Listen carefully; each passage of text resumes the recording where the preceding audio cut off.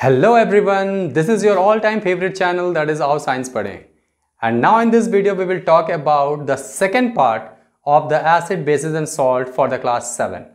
And the topic is the neutralization reaction and the formation of salt. Neutralization reaction and formation of salt Salt के बारे में जो कुछ भी आप नहीं जानते हैं वो सब आपको इस वीडियोस में मिल जाएगा और इस वीडियोस को देखने के बाद आपके खुद के क्वेश्चंस सॉल्व होने लगेंगे. So without wasting any time, take out the pen and copies and start making the notes, because without pen and copy, if you're watching this video is none of your use. तो सबसे पहले हम बात करते हैं neutralisation reaction की. इससे पहले वाले पार्ट में बच्चों आप लोगों ने देख लिया है कि किस तरह हम लोगों ने एसिड और बेसिस के बारे में बात की है. अभी तक आप लोगों को फर्स्ट पार्ट में एसिड एंड बेसिस अच्छी तरह समझ में आ गया होगा. आप मैक्सिमम एसिड्स बना सकते हैं, कम से कम 10-10 एसिड तो क्लास 7 के बच्चे बना ही सकते हैं. Now we will talk about the neutralisation reaction. अगर मैं एक लाइन में बोलना चाहूं कि न्यूट्रलाइजेशन रिएक्शन क्या है तो सिंपल सा एक जनरल फॉर्मूला समझ लो. Acid plus base it gives salt plus water. This is a neutralisation reaction. Okay, ये जो चीज़ होता है एरो के पहले जिस चीज़ को हम रिएक्शन में लेते हैं इनको हम कहते हैं रिएक्टेंट, और इसके बाद में जो चीज़ आता है इसको बच्चों हम कहते हैं प्रोडक्ट. तो इसका मतलब हो गया कि न्यूट्रलाइजेशन रिएक्शन को याद करने की ज़रूरत नहीं है, बस आप सिर्फ ये रिएक्शन याद रखिए, जनरल रिएक्शन, और आप आराम से इसके सारे डेफिनेशन को बना सकते हैं. कैसे बनाएंगे? those reaction in which acid and base reacts with each other. देखो acid and base reacts कर रहे हैं. acid and base reacts with each other to form salt and water. are called neutralisation reaction. Exam में अगर भूल गए तो सिर्फ ये भी लिख दोगे तो आपको आपके टीचर्स फुल मार्क्स दे देंगे. Are called neutralisation reaction. लेकिन ध्यान देना, क्वेश्चन अगर बोला जाता है स्टेट द न्यूट्रलाइजेशन रिएक्शन तो कम से कम डेफिनेशन इस तरह देना है. ओके, न्यूट्रलाइजेशन रिएक्शन ये जनरल फॉर्मूला है. मतलब अगर आप कहीं भी, अगर आप एसिड जान चुके हैं तो आप एसिड में बहुत सारे एसिड लिख सकते हैं. अगर आप बेस जानते हैं तो बहुत सारे बेस लिख सकते हैं और उसके रिएक्शंस को करके दिखा सकते हैं. मैं एक एग्जांपल लेता हूं इस जगह पर. एसिड में मैंने ले लिया सबसे सिंपल रिएक्शन HCl. नाम बताओ जरा, कमेंट करो इसका. HCl का नाम क्या है? ओके, प्लस बेस है, बेस में होता है NaOH, मैंने ले लिया, अल्कलीज है ये. ओके, अब क्या देगा? अब बच्चों ये जो फॉर्मेशन होता है इसमें बहुत सारे बच्चों को कंफ्यूजन होता है कि सर क्या लिखें, कैसे लिखें. कुछ नहीं करना है बच्चों, अभी तक आप लोग क्लास 7 के हिसाब से आप देख लो. HCl को आप तोड़ोगे तो कैसे टूटेगा बताओ? H प्लस और Cl minus. Page number 31 to 35 याद है सबको? NaOH, Na के ऊपर प्लस चार्ज और OH के ऊपर माइनस. एक का प्लस एक के माइनस, मतलब H प्लस और OH माइनस मिला तो क्या बन गया? H2. देखो वाटर निकल गया. और इसका प्लस इसके माइनस के साथ जाएगा, करके देखना. Na प्लस और Cl माइनस, क्रिस क्रॉस, याद आना चाहिए. फॉर्मूला वही होगा जो क्रिस क्रॉस करके बनता है, यानी जो मैंने आपका पहले वीडियोस में बनाया था how to write down the chemical formula of the compounds, उसके हिसाब से आपको लिखना है. मतलब ये रहा NaCl और ये NaCl क्या है? सॉल्ट है. बच्चों ये जो सॉल्ट होता है ना, बहुत सारे बच्चे ऐसे कंफ्यूज होते हैं कि सर जो घर में हम नमक खाते हैं क्या वो सॉल्ट है? NaCl तो वही सॉल्ट है, लेकिन इसका मतलब ये नहीं है कि इसमें या इस पूरे रिएक्शंस में जो भी सॉल्ट बनेगा वो NaCl ही बनेगा. सॉल्ट्स का मतलब जब भी आपको बोला जाए, आपको कभी भी सॉल्ट टर्म आए साइंस में, हमेशा इस बात का ध्यान देना, इट इज़ द सब्सटेंस. ये कोई एक ऐसा सब्सटेंस है जो कि सॉल्ट एंड वाटर, जो कि एसिड एंड बेस से बना हुआ है. मतलब सॉल्ट एक ऐसा सब्सटेंस है जो एसिड और बेस से बना हुआ है. वो अलग बात है कि आज अभी हम लोगों ने हाइड्रोक्लोरिक एसिड और सोडियम हाइड्रोक्साइड लिया तो मेरा ये सॉल्ट बन गया जो हम घर में खाते हैं, NaCl. लेकिन हो सकता है कि अगर मैं H2SO4 ले लेता, सपोज डैट मैंने एसिड में ले लिया H2SO4 और बेस में कुछ और ले लिया, मान लो मैंने ले लिया CaOH2. मेरे पास जगह नहीं है, मैं नीचे लिख रहा हूँ, आप लोग अपने साइड में लिखेंगे. रिएक्शंस हमेशा एक लाइन में कंप्लीट होना चाहिए, इसीलिए कभी नीचे मत लिखिएगा. ओके, H2SO4 प्लस है, क्या बना देखो तो H के ऊपर सिंगल प्लस, OH के ऊपर माइनस, और Ca के ऊपर 2 प्लस होता है, SO4 के ऊपर 2 माइनस, CaSO4 और H2O ये बनेगा। लेकिन अब क्वेश्चन ये है कि सर हम इसको बैलेंस कैसे करें। बैलेंस भी करना जरूरी है क्योंकि कोई भी इक्वेशंस विदाउट बैलेंसिंग सही नहीं होता। तो आप चेक कर दो बैलेंस कैसे कर सकते हैं। H यहाँ देखो 2 है, यहाँ पर H 2 है, 4H, यहाँ 2H है तो 2 लगा दो, 2 ऑक्सीजन हो गया, 2 ऑक्सीजन हो गया। बैलेंसिंग कैसे करें इसके लिए भी मैंने वीडियोस बना दिया है, types of the chemical reaction and how to balance it.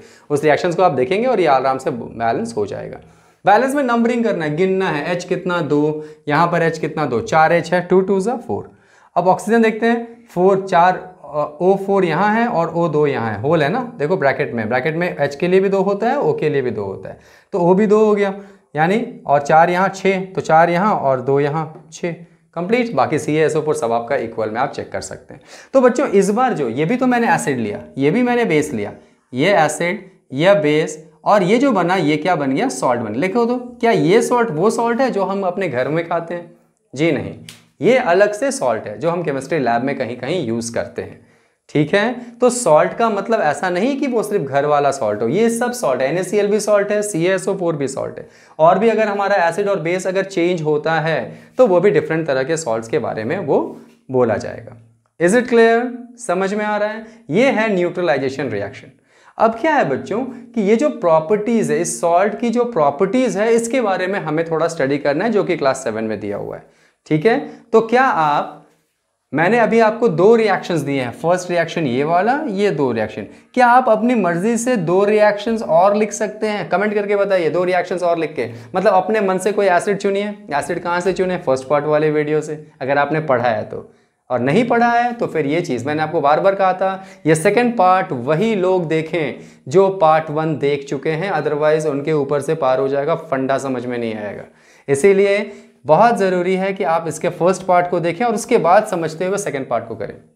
बच्चों जब आप कोई पढ़ाई का वीडियोस देखते हैं तो उसमें एक खास बात होती है कि अगर आप उसको अच्छे से समझ रहे हैं तो आप में ये काबिलियत आ जाएगी कि आप कोई भी क्वेश्चन आंसर्स को उस चैप्टर से रिलेटेड, उस क्लास से रिलेटेड आप आराम से सॉल्व कर सकते हैं। अगर आपसे सॉल्व हो रहा है मतलब आपकी पढ़ाई बहुत अच्छी हो रही है, अगर नहीं हो रहा है मतलब इस वीडियोज़ को आपको और भी देखने की ज़रूरत है। ओके, कोई ज़रूरी नहीं है कि आप सिर्फ इसी वीडियोस को देखें, आपको जहां से भी जो नॉलेज मिलता है, आपको जहां लगता है कि हमें वो चीज़ समझ में आ रही है, आप उस वीडियोस को देख सकते हैं और अपनी पढ़ाई को कंटिन्यू कर सकते हैं। आगे बढ़ते हैं। आपका आज का होमवर्क ये कि थर्ड और फोर्थ रिएक्शन को अपने मन से लिखना है, जिसमें ये दोनों एसिड और ये दोनों बेस, ये एसिड और ये बेस नहीं होना चाहिए, कुछ और होना चाहिए। ट्राई करके देखिएगा, बहुत मजा आएगा। 3 और 4 अपने कॉपी में बनाइए। चलिए जल्दी से सभी लोगों ने नोट कर लिया, मिटा दें इसको, फाइन। चलिए अब आते हैं हम लोग सॉल्ट के प्रॉपर्टीज के बारे में। ठीक है, सॉल्ट के प्रॉपर्टीज के बारे में, मतलब ये जो सॉल्ट सब बन रहे हैं, ये सब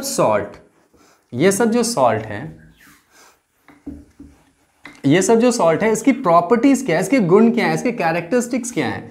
तो 3 चीज आप लोगों को ध्यान देना है और वो करना है। सबसे पहला मैं टॉपिक डाल दे रहा हूं, it is a properties of salts. Salts में बहुत मजा आने वाला है। टाइप्स ऑफ सॉल्ट में बहुत सारे बच्चों को कंफ्यूजन होता है, कैसे निकालें, क्या करें। आज वो सारे कंफ्यूजन दूर हो जाएंगे। प्रॉपर्टीज ऑफ सॉल्ट में सबसे पहला यही है कि सॉल्ट्स कैसे बनता है। Salts are formed by the reaction of acids and bases। ठीक है, मतलब सॉल्ट्स कब बनता है, जब रिएक्शन होता है एसिड और बेसिस का। यानी अगर आपसे कोई पूछे व्हाट इज सॉल्ट, तो आप सिर्फ यही डेफिनेशन बोलेंगे, salts are the substance which are formed by the reaction between the acids and base. दूसरा, most of the salts are readily soluble in water। readily मतलब बहुत जल्दी से घुलता है, readily soluble in water, तैयार रहते हैं घुलने के लिए, readily soluble in water, पानी में वो घुल जाते हैं। और third one, hashtag important, very very important, और ये पॉइंट्स खास तौर से समझना जरूरी है, जिसकी एक्टिविटी भी हम करेंगे। क्या है ये? इसमें ये है कि salts do not conduct electricity electricity, मतलब सॉल्ट के अंदर में से इलेक्ट्रिसिटी नहीं जाएगा, नहीं जाता है, लेकिन कब? इन देयर सॉलिड स्टेट, यानी वो सॉलिड स्टेट में अगर हो तो उसके अंदर में से इलेक्ट्रिसिटी नहीं जाएगा। But in their molten state, मतलब अगर वो पिघल गए हों, but in their molten state और in the solution of water, और in the solution of water they conduct electricity, मतलब अगर वो पिघल गए हों या फिर पानी में मैंने उसको डिसॉल्व कर दिया तो वो इलेक्ट्रिसिटी को कंडक्ट कर सकते हैं। चलो चेक करते हैं क्या करना है आपको, आप अपने घर में भी कर सकते हैं। एक ग्लास ले लो, ठीक है, और एक पेंसिल का जो एक रॉड आता है, देखते हो ना पेंसिल का जो अंदर का ग्रेफाइट होता है उसको ग्रेफाइट बोलते हैं, एक वैसी पेंसिल आती है ना जिसमें लीड रहता है बड़ा सा, वो 2 ले लो, उसके ऊपर एक तार लगा लो, इसको ज्वाइंट कर लो एक बैटरी से, और यहाँ पर एक बल्ब लगा लो, ठीक है, और इसको जोड़ दो, और ये इसके अंदर में अगर हो सके तो वो वाला पानी ले लो, खास तौर से कौन सा पानी? जो आप इन्वर्टर के बैटरी में डालते हो, है ना, डिस्टिल वाटर। अगर नहीं है तो घर का नॉर्मल पानी है वो ले लो। इस पानी के अंदर में NaCl जो घर का नमक है वो डाल दो, 1 चम्मच नमक डाल के घोल लो। अब देखो ये जो ग्रेफाइट, इसको हम बोलते हैं ग्रेफाइट रॉड्स, ठीक है, या अभी तो आप ग्रेफाइट ही बोल लो नॉर्मल। ये है आपका वायर, ये है आपका बैटरी, प्लस माइनस बैटरी समझते हैं आप लोग, ठीक है, और ये हो गया LED बल्ब मतलब ये सब बल्ब नहीं, बड़ा बड़ा बल्ब मत लेना, LED वाला, ताकि वो हम लोग का छोटा सा अपैरेटस है ना, तो वो LED बल्ब ही अच्छे से जल के दिख सकता है। अब करना क्या है, इन दोनों को टच नहीं करना है, इन दोनों को पानी में सिर्फ डुबा देना है। इसको बना लीजिए अलग से, तार वार जोड़ के बना लीजिए, इसको सिर्फ पानी में डिप कर दीजिए, उस पानी में जिसमें NaCl हो। आप देखोगे the bulb LED it starts glowing. अब देखो जरा इसका पूरा, आपने तो ये तो पढ़ा है ना कि जो पूरा सर्किट होता है अगर वो टच ना हो, अगर वो पूरा एक दूसरे से टच नहीं होता है तो वो कंडक्ट नहीं करेगा। तो बच्चों देखो अगर ये दोनों टच नहीं कर रहा है तो कोई ना कोई एक मीडियम तो है जिससे वो करंट पास हो रहा है। तो वो मीडियम कौन सा है? फिल्टर वाटर और NaCl। उस फिल्टर वाटर में क्या मिला, उस डिस्टिल वाटर में क्या मिला हुआ है? सोडियम क्लोराइड मिला हुआ है। बच्चों एक खास बात, अगर आपने सिर्फ डिस्टिल वाटर लिया हो, करके देख लेना, सिर्फ डिस्टिल वाटर उसमें नमक नहीं मिलाया तो आपका बल्ब नहीं जलेगा। ट्राई करके देखिए, ट्राई करके देखना। ये मैं एक्सपेरिमेंट बता रहा हूँ जो आप घर में कर सकते हैं। इसके अंदर वो बैटरी में जो डालते हैं आप वाटर, उस पानी को एक अच्छे ग्लास को साफ करके, कोई साबुन वाबुन नहीं होना चाहिए, ना एसिड ना बेस ना सॉल्ट, और अच्छे से उसके अंदर ये फिल्टर जो आपका डिस्टिल वाटर है उसको डाल लो और उसके बाद इसको कंडक्ट करना, इसमें डालना, देखना वो बल्ब नहीं चलेगा। लेकिन जैसे ही आप उसमें नमक डाल दोगे वो कंडक्ट करना शुरू करेगा। वही बोला जा रहा है, क्योंकि डिस्टिल्ड वाटर में, क्या आप मुझे रीज़न बता सकते हैं कि डिस्टिल्ड वाटर अगर मैंने नॉर्मली लिया तो उसमें लाइट LED नहीं जला, लेकिन जैसे ही मैंने उसमें नमक मिला दिया उसमें जो LED है इट स्टार्ट्स ग्लोइंग। वाई? ऐसा क्यों हुआ? ऐसा इसलिए बच्चों क्योंकि जो डिस्टिल्ड वाटर होता है उसमें कोई आयंस नहीं होते, लेकिन जैसे ही मैं NaCl को इसमें डालूंगा, आपको मैंने बताया था कि पानी में जाने के बाद एसिड, बेस या सॉल्ट आयंस में टूट जाते हैं। NaCl को पानी में जैसे ही मैं डालूंगा इसमें टूट गए, और यही होता है जब ये इलेक्ट्रिसिटी को कंडक्ट करना शुरू करता है। Is it clear? तो ये एक्टिविटी को करके आप कमेंट करिए कि आपने वो एक्टिविटी की है या नहीं की है। सो this is all about the properties of salt. अब आते हैं हम लोग टाइप्स ऑफ सॉल्ट्स में। Types of salts very important. Students confuse होते हैं कि सर हम टाइप्स ऑफ सॉल्ट पहचाने कैसे? पहले मीनिंग समझते हैं और उसके बाद ये सारी कहानियों को करते हैं। मिटा दें सबको? ओके फाइन, चलिए टॉपिक डाल लीजिए, types of salt, which is most important topic. क्या है आपका टॉपिक? Types of salt. अब देखिए टाइप्स ऑफ सॉल्ट में हम लोग क्या क्या सीखते हैं और कैसे सीखते हैं, और आज के बाद आपको सब आ जाएगा। टाइप्स ऑफ सॉल्ट, लेकिन टाइप्स ऑफ सॉल्ट्स याद करने या पढ़ने से पहले आपके पास एक चीज याद होना चाहिए, ये वाला टेबल जो आपको मैंने इसके फर्स्ट वीडियो में बताया था। क्या था? स्ट्रॉन्ग एसिड, SA मतलब स्ट्रॉन्ग एसिड, SB मतलब स्ट्रॉन्ग बेस, WA मतलब वीक एसिड, और WB मतलब वीक बेस। मतलब ये नाम अगर आपको नहीं मालूम है, इसके एग्जाम्पल्स नहीं मालूम है, तो ये टाइप्स आपको कभी समझ में नहीं आने वाला। तो क्या आप में वो दम है कि आप इन सबको याद करके और तब टाइप्स ऑफ सॉल्ट को एग्जीक्यूट करें कि कैसे उन सबका नाम बोला जा सकता है? ट्राई करो, थोड़ा सा तो है। स्ट्रॉन्ग बेस में सिर्फ 2 ही एग्जांपल मैंने बोला था, NaOH एंड KOH याद रखने के लिए। ये तो याद हो गया सबको, अब भी याद करके देखो। NaOH KOH, sodium hydroxide potassium hydroxide, K मतलब पोटेशियम। वीक बेस अभी छोड़ दो, वीक एसिड में आ जाओ। वीक एसिड में 3 नाम मैंने बोला था, CH3COOH, HCOOH और एक और नाम था H2CO3, बस। तो स्ट्रॉन्ग बेस और वीक एसिड तो मालूम हो गया, बाकी जो बचेंगे डाल देंगे उसको किसमें? स्ट्रॉन्ग एसिड में और वीक बेस में। अब याद करो मिनरल एसिड का एग्जांपल, HCl, HNO3, H2SO4, वो सब आपके स्ट्रॉन्ग एसिड्स में आएंगे। मतलब HCl हो गया, HNO3 हो गया, H2SO4 हो गया, H3PO4 हो गया, H2SO3, जो भी एसिड्स होंगे वो सब इसमें आएंगे। वीक बेस में क्या आएगा? आपने वो टेबल देख लीजिएगा, इसके पहले वाले वीडियोस में आपको मालूम। वीक बेस में इन दोनों को छोड़कर कोई भी आ जाए, कोई भी, उन सबको वीक बेस में डाल दो।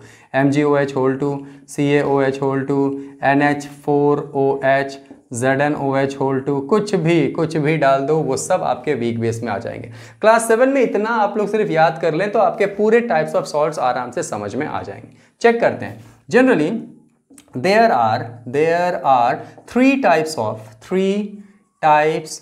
salt। 3 तरह के salts होते हैं। कैसे कैसे? टाइप्स बोल रहे हैं, प्रकार। कितने तरह के होते हैं? 3 तरह के। पहला होता है बच्चों, it is a neutral salt. Neutral salt define कैसे करेंगे? याद करो, न्यूट्रलाइजेशन रिएक्शन करते तो क्या बोलते? डोज रिएक्शन, मतलब वो जरूर नहीं रिएक्शन है। अभी क्या है? न्यूट्रल सॉल्ट है, मतलब ये जरूर सॉल्ट है। तो क्या करेंगे? सॉल्ट कैसे बनता है? कोई भी आपको बोले व्हाट इज सॉल्ट, तो मैंने अभी आपको बताया था, जब भी कोई सॉल्ट बोले हमेशा समझना एसिड प्लस बेस। याद आ रहा है? सॉल्ट कोई बोले तो क्या समझना? एसिड प्लस बेस, ये दोनों मिलेगा तभी तो सॉल्ट बनेगा। ठीक है, अब है न्यूट्रल। सॉल्ट के आगे क्या लग गया? न्यूट्रल लग गया। तो बच्चों न्यूट्रल में एसिड के पहले भी कुछ लगाएंगे, बेस के पहले भी कुछ लगाएंगे। क्या लगाएंगे? एसिड के पहले लगा दो स्ट्रॉन्ग और बेस के पहले भी लगा दो स्ट्रॉन्ग। मतलब वो सॉल्ट जो स्ट्रॉन्ग एसिड और स्ट्रॉन्ग बेस से बनता हो, और या फिर से एक और लिख दो, क्योंकि इसका 2 डेफिनेशन है इसलिए दोनों डेफिनेशन को ध्यान में देंगे। एसिड प्लस बेस लगा दो, क्योंकि एसिड और बेस बनेगा तभी सॉल्ट बनेगा। जब भी सॉल्ट आए हमेशा यही सोचना है, एसिड प्लस बेस होगा तो सॉल्ट बनेगा। अच्छा, एसिड है, अब इस बार कौन सा? स्ट्रॉन्ग एसिड तो हो गया, इस बार कर दो वीक एसिड और यहाँ पे कर दो वीक बेस। मतलब न्यूट्रल सॉल्ट तब बनता है जब या तो स्ट्रॉन्ग एसिड स्ट्रॉन्ग बेस के साथ रिएक्ट करे या फिर वीक एसिड वीक बेस के साथ रिएक्ट करे। कर लो रिएक्शन, ट्राई कर लो क्या क्या बनेगा। तो चलो देखते हैं। तो पहले इसको डिफाइन करना सीख लो। द सॉल्ट या दो salt which are formed by either the reaction of the strong acid and strong base और weak acid and weak base. क्या लिख सकते हैं? मैं यहां लिख दे रहा हूं ताकि आपको क्लियर हो जाए। The salt formed by, salt कैसे बन रहा है? Formed by the reaction between किसके किसके? सॉल्ट कैसे बनेगा? Strong acid and strong base. जाहिर बात है, अगर स्ट्रॉन्ग एसिड स्ट्रॉन्ग बेस के साथ रिएक्ट करेगा तो न्यूट्रलाइजेशन रिएक्शन होगा और न्यूट्रल सॉल्ट बनाएगा। न्यूट्रल हो गया है ना, एक दूसरे के इफेक्ट को वो कैंसिल कर दिया। और weak acid and weak base, week acid and weak base, week acid and weak base. Problem ये नहीं है बच्चों, प्रॉब्लम ये है कि कैसे हम एग्जाम्पल्स को देखें। ठीक है, अब इसके एग्जाम्पल्स को कैसे देखें? तो बच्चों पहले एक एक करके समझते हैं, उसके बाद बात करें। स्ट्रॉन्ग एसिड देखो तो कोई भी एक एग्जाम्पल ले लेते हैं। मान लो मैंने ले लिया HCl। अच्छा, स्ट्रॉन्ग बेस ले लो कि एग्जाम्पल, तो स्ट्रॉन्ग बेस में NaOH ले लिया मैंने। इन दोनों का रिएक्शन कर दो, NaCl प्लस H2O। मतलब NaCl सॉल्ट तो है, लेकिन कैसा सॉल्ट है? स्ट्रॉन्ग एसिड से और स्ट्रॉन्ग बेस से बना हुआ सॉल्ट है, इसलिए इस सॉल्ट का नाम क्या है? Neutral salt. मतलब एग्जाम में अगर क्वेश्चन आता है कि NaCl what is the type of the salt that is NaCl, तो you will say it is neutral salt। कैसे पता चल गया? मालूम चल गया। ठीक, अगर क्वेश्चन उल्टा आ जाए, जैसे मैं आपको बताता हूं, क्वेश्चन अगर आ जाए बताओ K2SO4 कौन सा सॉल्ट है, उसके बाद अगर बोल दिया जाए कि Na3PO4 कौन सा सॉल्ट है, तो हम क्या करेंगे? तो हम क्या डायरेक्टली कैसे पता करेंगे? तो बहुत सिंपल तरीका मैं बता रहा हूं बच्चों, बहुत सिंपल तरीका, आपको आराम से पता चल जाएगा। जब आपको यह कंफर्म हो गया कि यह सॉल्ट है, तो इसके में कुछ नहीं करना है, बस आपने दिमाग में रखो, आपने ये पढ़ा है कि किसके ऊपर पॉजिटिव चार्ज होता है, किसके ऊपर नेगेटिव चार्ज। के के ऊपर एक पॉजिटिव चार्ज, SO4 के ऊपर 2 माइनस चार्ज, ये मालूम है सबको क्योंकि आपने 3rd चैप्टर में पढ़ा हुआ है ना। ये मत देखो के 2 है या 3 है, ये सबसे मतलब नहीं। के है, के ऊपर single plus, SO4 sulphate ion, इसके ऊपर 2 माइनस होता है।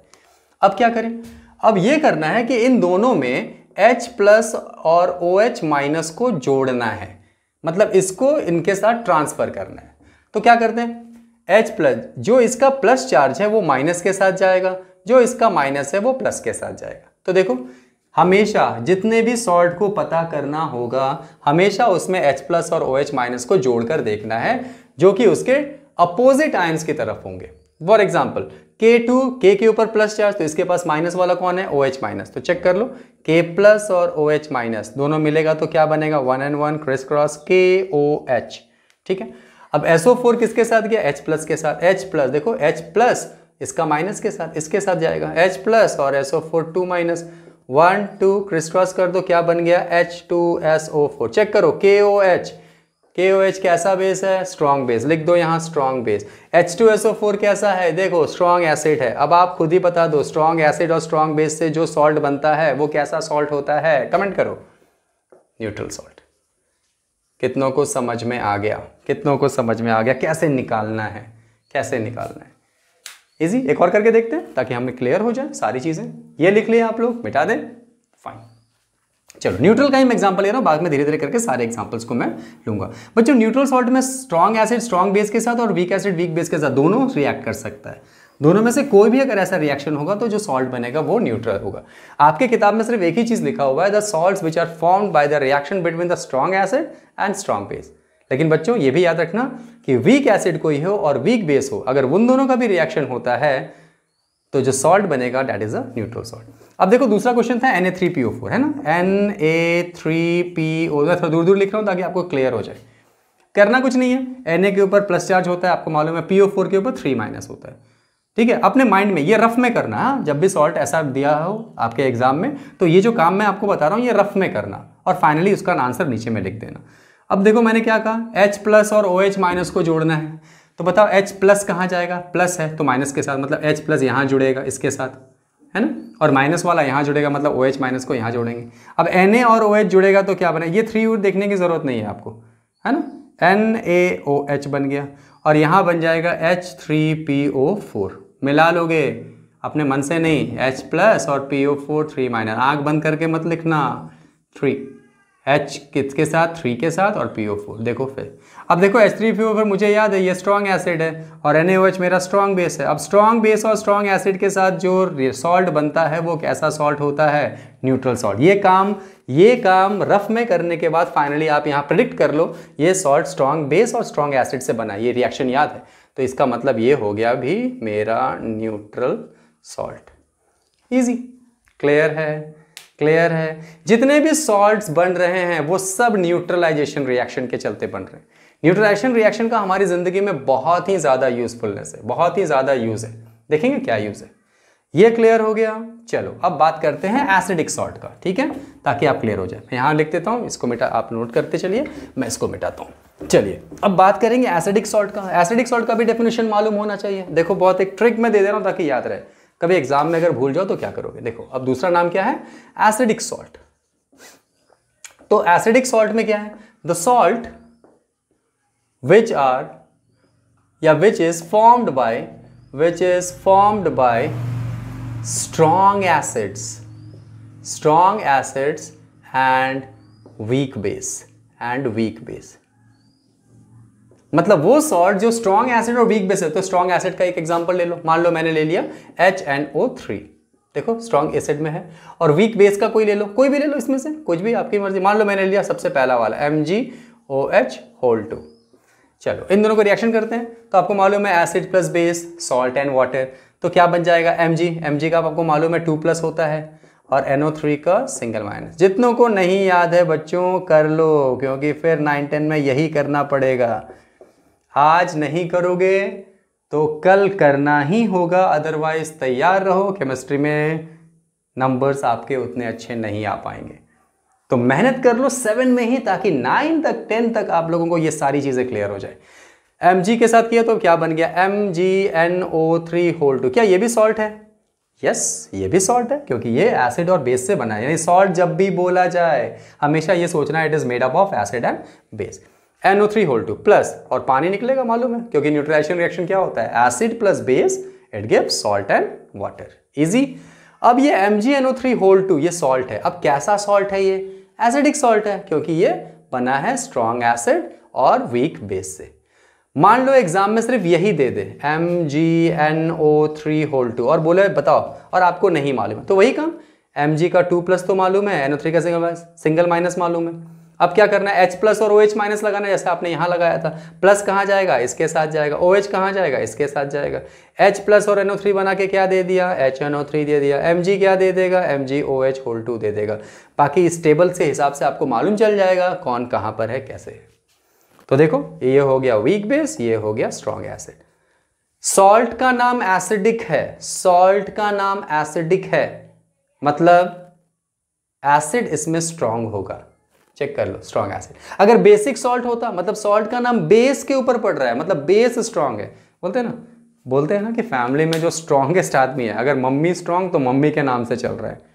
हाँ, बच्चों के ऊपर जो प्रभाव होता है वो मम्मी के ऊपर होता है। अगर पापा ज़्यादा स्ट्रांग हैं, पापा डोमिनेट हैं, तो पापा का छाप पूरे फैमिली पे पड़ते रहता है। दोनों स्ट्रांग हैं तो न्यूट्रल कुछ नहीं होगा। दोनों वीक हैं तब भी न्यूट्रल, है ना। दोनों एक दूसरे के, पापा मम्मी एक दूसरे के इफेक्ट को कैंसिल कर देते हैं।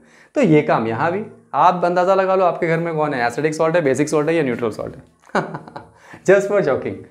क्लियर। एसिडिक सॉल्ट कैसे पता करते हैं, Mg। आप इसके बहुत सारे एग्जांपल्स भी बना सकते हैं। अगर आपको नहीं आ रहा है तो सिंपल चुन लो, ये मालूम चल गया। सॉल्ट का नाम खुद दिमाग में सोचो, सॉल्ट का नाम एसिडिक है, मतलब एसिड स्ट्रॉन्ग है, स्ट्रॉन्ग एसिड। और जाहिर बात है सॉल्ट बनेगा मतलब बेस के साथ बनेगा, तो एक स्ट्रॉन्ग एसिड है और एक वीक बेस। अच्छा, न्यूट्रल सॉल्ट है। न्यूट्रल मतलब दोनों एक दूसरे के इफेक्ट को कैंसिल कर देते हैं, है ना। दोनों एकदम ताकतवर होंगे या दोनों वीक होंगे।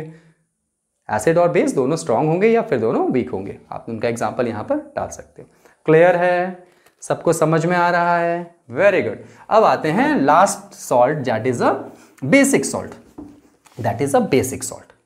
तो बेसिक सॉल्ट क्या होता है? अब देखो, सॉल्ट का नाम किसके ऊपर पड़ गया, बेस के ऊपर, मतलब स्ट्रॉन्ग बेस होगा और एसिड कैसा होगा, वीक एसिड होगा। हो गया the salt which is formed by, बाकी तो कहानी अपने से बना के लिखना है, which is formed by the, रटा हुआ चीज मत करिए, खुद से सोचिए और लिखिए। The salt which is formed by the reaction between, किसके बीच रिएक्शन हो रहा है बताओ तो, strong base and weak acid, strong base and weak acid. चलो बना लेते हैं। स्ट्रॉन्ग बेस कौन है, NaOH है, दोनों का एग्जांपल लेते हैं, NaOH और KOH, दोनों के साथ रिएक्शन कर देते हैं। एक वीक एसिड में कोई भी चुन लो, एक मैंने चुन लिया ये वाला एसिटिक एसिड, और एक मैंने चुन लिया H2CO3, नीचे वाला चुन लेते हैं ताकि आपको थोड़ा समझ में आ जाए, H2CO3। चलो क्या बना देखो, तो ये बनेगा CH3COONA, सोडियम एसीटेट, और इसका और बन गया H2। इसका नाम याद रखना बच्चों, सोडियम एसीटेट। नाम के लिए चेक कर लोगे वो वीडियोस कैसे हम लोगों ने बनाया। इसका नाम H और CO3 इसके साथ, H2 के साथ जाएगा और K और CO3 इसके साथ, तो बन गया K2CO3। ये मुझे मालूम है, आप चेक करना, K के ऊपर प्लस है, इसके ऊपर माइनस है, इसके ऊपर प्लस है, इसका प्लस इसके माइनस के साथ, Na+OH-, यहाँ माइनस लगता है, यहाँ प्लस लगता है, याद करना। K2CO3 प्लस H2, मतलब K2CO3 भी सॉल्ट है, सोडियम एसीटेट। K2CO3 क्या नाम हो गया इसका, पोटेशियम कार्बोनेट, पोटेशियम कार्बोनेट। और ये आपका कैसा सॉल्ट है, बेसिक सॉल्ट है, क्योंकि आपका बेस स्ट्रॉन्ग है। Easy, clear. अब जरा अगर ये नाम दे दिया जाए तो क्या करेंगे, चेक कर लेते हैं। आइए, उल्टा सीधा सब एक जैसा करके सीख लेंगे, कैसा भी आए हम लोग को लिए बहुत इजी होगा। मान लो आपको बोल दिया बताओ K2CO3 कैसा सॉल्ट है, कुछ नहीं करना है, K के ऊपर प्लस होता है, CO3 के ऊपर 2-, जिसके ऊपर प्लस है वो OH- के साथ जाएगा, और जिसके ऊपर माइनस है वो H+ के साथ जाएगा। H+ CO3 के साथ जाएगा तो H2CO3 देगा, और KOH के साथ जाएगा तो KOH देगा। KOH स्ट्रॉन्ग बेस है और H2CO3 वीक एसिड है, और वो सॉल्ट जो स्ट्रॉन्ग बेस और वीक एसिड से बनता है that is known as a basic salt. कितनों को समझ में आ गया, क्लियर कीजिए, कमेंट करिए। समझ में आ रहा है सबको? इजी लग रहा है सबको? इजी लग रहा है? कोई दिक्कत तो नहीं? समझ में आ रहा है सबको? गुड। चलो तो आप लोग ज़रा सा कमेंट करके बताइए कि NH4NO3 ये कौन सा सॉल्ट है? चलिए जल्दी से कमेंट करिए, जल्दी से कमेंट करिए। NH4NO3 और एक और नाम दे रहा हूं मैं Na3PO4, Na3PO4। कमेंट करिए। चलिए मैं जल्दी से वीडियो को पॉज करिए, सोचिए, कॉपी में बनाइए और तब वीडियो को आगे बढ़ाइए। ऐसा नहीं कि बस हम देख रहे हैं वीडियो और चेक कर रहे हैं, फिर मज़ा नहीं आएगा, है ना। पढ़ाई में मज़ा आना चाहिए। चलो देखते हैं, मैं बनाऊं? चलिए स्टार्ट करते हैं। NH4NO3 कुछ नहीं करना है, मुझे नहीं मालूम है। चलो NH4 के ऊपर सिंगल प्लस होता है ये मालूम है, NO3 के ऊपर सिंगल माइनस होता है ये मालूम है। कहाँ से मालूम है? चैप्टर 3 है ना। अगर आप DAVs में है तो उसका chapter 3 page number 31 to 35। NH4 plus NO3 minus. क्या करें क्या करें क्या करें? जिसके ऊपर प्लस है उसके साथ OH माइनस जाएगा, जिसके पास NO3 माइनस उसके ऊपर H प्लस जाएगा। H प्लस और NO3 क्या बना दिया? HNO3 बना दिया। NH4OH के साथ NH4OH। अच्छा देखो तो NH4OH क्या वीक बेस है और HNO3 स्ट्रॉन्ग एसिड है। चेक कर लो। NH4OH टेबल कहाँ गया? NH4OH वीक बेस है, मैंने लिख दिया। HNO3 स्ट्रॉन्ग एसिड है, स्ट्रॉन्ग एसिड है। वो सॉल्ट जो स्ट्रॉन्ग एसिड और वीक, अब देखो चेक करो, एसिड स्ट्रॉन्ग है और बेस वीक है, मतलब जो ताकतवर है नाम उसी के हिसाब से, मतलब एसिड स्ट्रॉन्ग है मतलब एसिडिक सॉल्ट है। ये चेक कर लेना, ये एसिडिक सॉल्ट रहेगा आपके एग्जाम्पल्स में। इजी, इसको आप लोग खुद से बना के दिखाएंगे। क्लियर? तो बच्चों अभी तक जो सॉल्ट हमने पढ़ा वो सब आप देख रहे हैं कि हमेशा कोई ना कोई एसिड और बेस का ही रिएक्शन हो रहा है, भले ही वो स्ट्रॉन्ग एसिड हो या स्ट्रॉन्ग बेस हो, या वीक एसिड हो वीक बेस हो, ऐसा कुछ भी हो सकता है। लेकिन होता क्या है कि एसिड रहेगा और बेस रहेगा। न्यूट्रलाइजेशन रिएक्शन, ये सारे रिएक्शन जिससे हम कोई भी सॉल्ट बना रहे हो, चाहे न्यूट्रल सॉल्ट बना रहे हो, न्यूट्रल सॉल्ट बोला मैंने, न्यूट्रलाइजेशन रिएक्शन नहीं, एसिडिक सॉल्ट हो, न्यूट्रल सॉल्ट हो, बेसिक सॉल्ट हो, वो सारे के सारे रिएक्शंस न्यूट्रलाइजेशन रिएक्शन ही होंगे। ठीक है, वो अलग बात है कि जिसमें हम स्ट्रॉन्ग एसिड या strong base, weak acid weak base लेंगे, अकॉर्डिंग टू दैट हम उसको क्लासीफाई कर रहे हैं। न्यूट्रलाइजेशन रिएक्शन का सबसे बेस्ट एग्जांपल्स क्या है? देखो कभी कभी हम लोग जब पार्टी में कभी कभी दबा के खा लेते हैं, है ना, तो एसिडिटी हो जाती है। आजकल सबको सबके दिमाग में आ गया ना, सर इनो काम शुरू करे 6 सेकंड में। इसका मतलब होता क्या, समझिए, लॉजिक समझिए। जब आप बहुत ज़्यादा उल्टा सीधा खा लेते हैं या मसाले वाले कोई चीज़ खा लेते हैं तो पेट में एसिडिक बिहेवियर ज़्यादा होने लगता है, मतलब एसिडिटी होने लगती है, एसिड का एक्यूमुलेशन ज़्यादा होने लगता है, तो खट्टी डकारें आती है, जी मिचलाता है, उल्टियाँ होती हैं, है ना।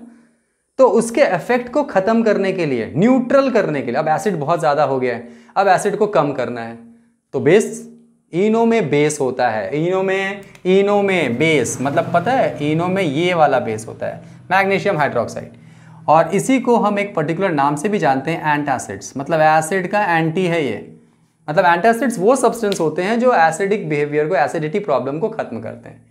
तो कोई पूछे आज के बाद कि इनो में कौन सा बेस होता है, तो मैग्नीशियम हाइड्रोक्साइड होता है। इट्स अ मिल्ड बेस, मैंने वीक में लिखा है लेकिन वो मिल्ड होता है, थोड़ा सा नॉर्मल होता है। तो आप जैसे ही इनो लेते हैं, इनो एसिड के साथ जो आपके पेट में है मिक्सअप होता है और वो उसको न्यूट्रलाइज करता है। ठीक है, अब आपके मन में एक क्वेश्चन आ रहा होगा, सर कि जब जो सर लोगों को एसिडिटी होती होगी ना, जो टीचर लोग कभी कभी लैब में रहते हैं उनको कभी कभी एसिडिटी होती होगी, तब तो केमिस्ट्री लैब में तो बहुत सारे बेस रखे हुए हैं, है ना, बहुत सारा बॉटल में भरा हुआ रहता है। सर तो जाते होंगे, इनो का पैसा भी बच जाता होगा, एक घुट मारते होंगे और सब क्लियर। नहीं बच्चों, ऐसा नहीं हो सकता। क्यों नहीं हो सकता? कि वहाँ पर जो बेस रखा हुआ है वो केमिकली थोड़े ज़्यादा कंसंट्रेटेड होते हैं, और साथ ही साथ स्ट्रॉन्ग बेस हम यूज़ नहीं कर सकते क्योंकि हमारा बॉडी जो है वो उतना इफेक्ट को झेल नहीं सकता।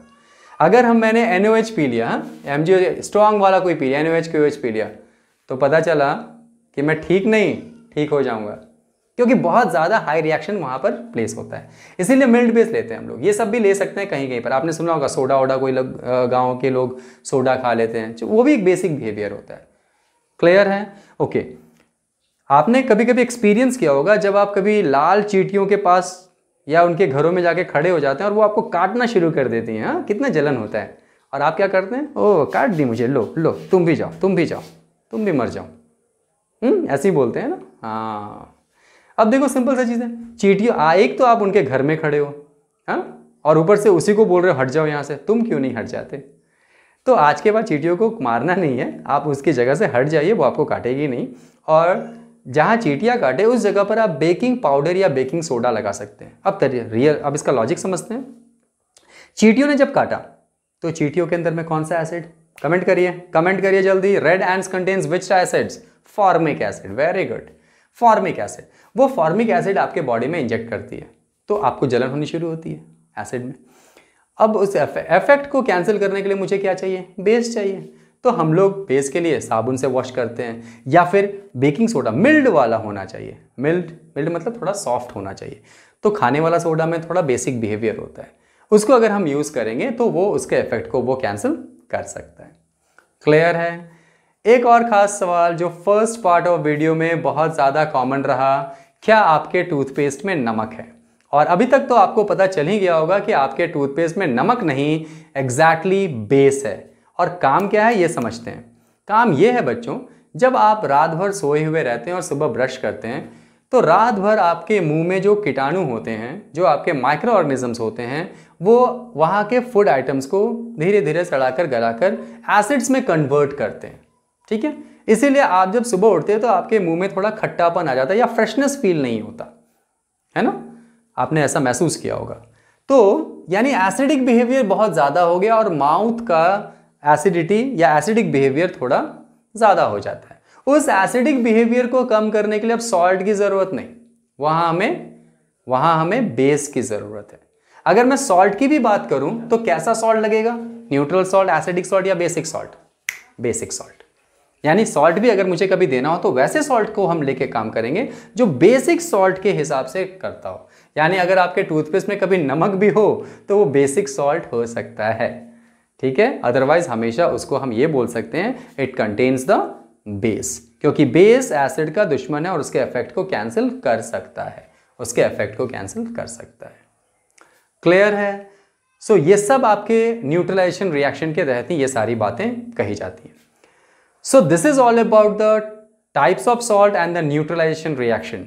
और इस वीडियोस को देखने के बाद आपको और किसी भी वीडियोस को सॉल्ट के लिए समझने के लिए देखना नहीं पड़ेगा, ठीक है। टिल देन पढ़ाई करते रहिए, keep learning and all the very best. Thank you.